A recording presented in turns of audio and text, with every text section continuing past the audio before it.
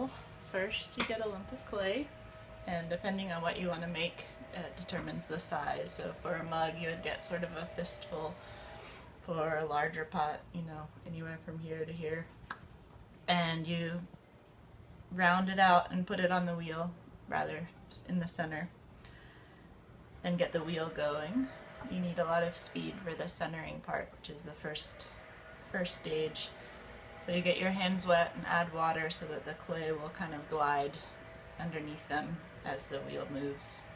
And you just sort of, sometimes you have to force it a little bit. That's the part that you just want to make the clay kind of conform to your hands. And you can feel it when it gets centered because there's no more wobbles and it's very smooth and just sort of glides along.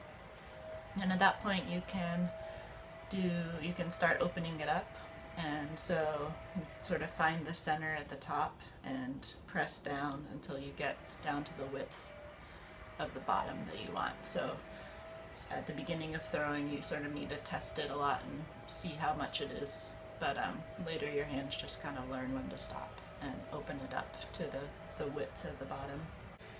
But then you start pulling up the sides, so you add water to the sort of donut shape at this point and squeeze the clay between your fingers to move the clay from the bottom up through the wall to gain height.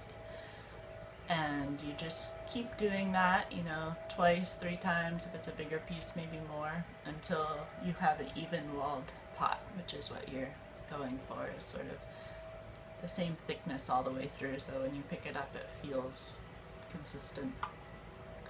And you can shape it as you go, as you pull, or you can do all the shaping later. I tend to sort of start adding the shape as I'm pulling.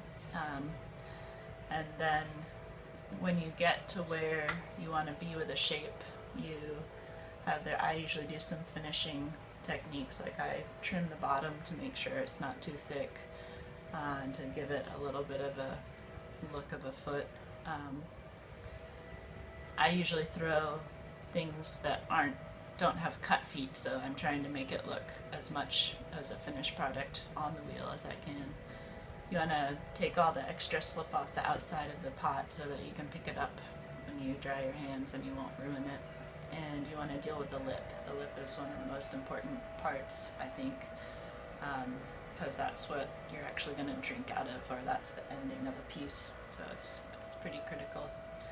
And so after I've done those techniques, you can kind of slow down the wheel or stop it, and you slice it off with a wire tool and dry your hands, and then you should be able to move that pot off. If it's a plate or a bowl, you tend to not. You throw those on bats and cut them off the next day.